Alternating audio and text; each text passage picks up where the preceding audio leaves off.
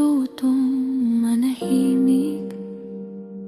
Hindi dahil wala siyang sasabihin, kundi dahil natakot siyang walang makinig. Kaya kilong niya ang boses sa dibdib.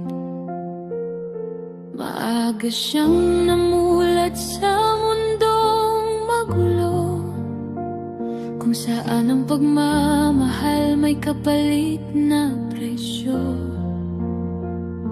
At ang mga pangarap ay kailangang ipagpalit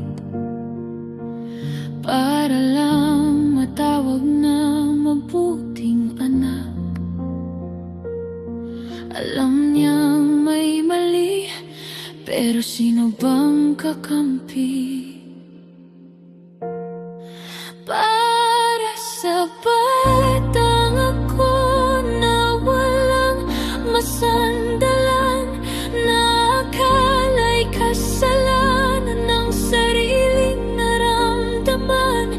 Hindi mo kailangang magtiis para mahin, hindi mo kailangang masaktan para mapansin. Para sa batang ako na laging natatakot, hindi mo kasalanan ng gulong umikot.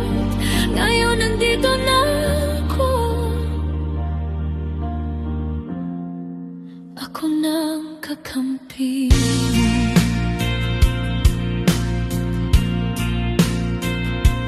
May mga kamay na dapat nag-ingat, pero nag-iwan ng takot sa bawat pagdilat. May mga salitang akhala'y pag-ibig, pero sa huli puro sakit. Akala ko kapag may nagsabing nandito ako, hindi na ako muling iiwan sa dulo.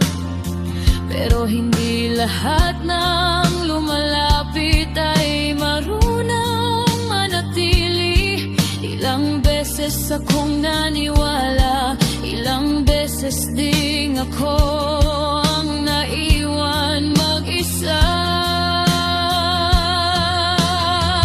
Para sa batang ako na gustong tumakas, na pagod ng maging matatag at malakas. Hindi mo kailangang akuin ang mundo, hindi mo kailangang bayaran ng totoo. Hindi mo kang ang sarili mong buhay, hindi mo kailangang ialay ang kalayaan. Ngayon naiintindihan ko na karapat-dapat ka ring mahalin ng tama.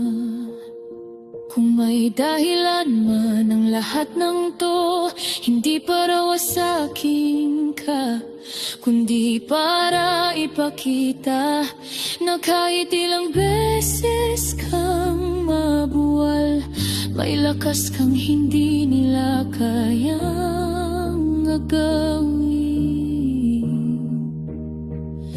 Hindi ka mahina, nasaktan ka lang.